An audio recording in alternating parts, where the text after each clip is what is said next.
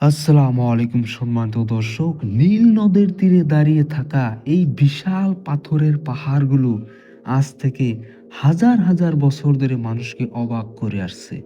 আমরা একে অনেকেই জানি পিরামিড নামে, কিন্তু আপনারা কি জানেন এই বিশাল স্থাপনাগুলোর প্রতিটি পাথরের নিচে লুকিয়ে আছে দম্ভ আর অহংকারের ইতিহাস। আজ আমি আপনাদেরকে শোনাবো নিজেকে খোদা দাবি করা সেই ফেরাউনের দম্ভ আর তার করুণ পরিণতি, এক শিহরণ জাগানো কাহিনী।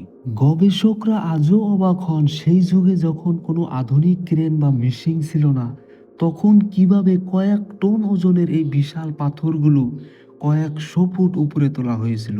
ফেরাউন তার ক্ষমতা আর অভিজাত্য জাহির করার জন্য হাজার হাজার মানুষকে দাসের মতো খাটিয়ে এই পিরামিডগুলো তৈরি করেছিল। সে ভেবেছিল এই পাথরের ভিতর সে চিরকাল বেঁচে থাকবে।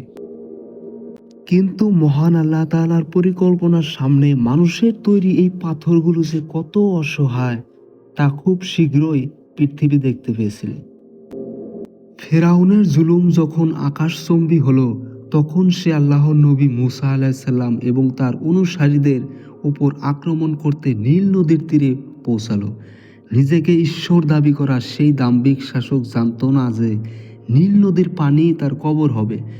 মহান আল্লাহর হুকুমে নীল নদ দুই ভাগে বিভক্ত হয়ে মুসা আলাইসাল্লামকে পথ করে দিল। সুবহান আল্লাহ। কিন্তু যখনই ফেরাউন তার সেনাবাহিনীকে নিয়ে মাঝপথে এলো, অমনি চার দিক থেকে পানি আছড়ে পড়ল। যে ফেরাউন নিজেকে অমর ভেবে পিরামিড বানিয়েছিল, এক নিমিষে সেই পানির তলে তলিয়ে গেল। আজও সেই পিরামিডগুলো দাঁড়িয়ে আছে, কিন্তু ফেরাউন নেই। তার মমি করা দেহ আজ মিউজিয়ামে পড়ে আছে, দুনিয়ার মানুষের জন্য এক বড় শিক্ষা হিসাবে।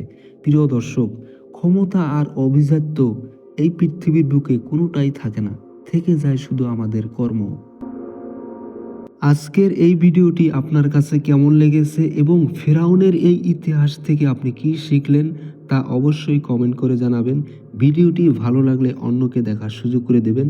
আর এই ধরনের ইসলামিক ইতিহাস সম্পর্কে জানতে এখনই চ্যানেলটি সাবস্ক্রাইব করে সাথেই থাকুন। আল্লাহ হাফেজ।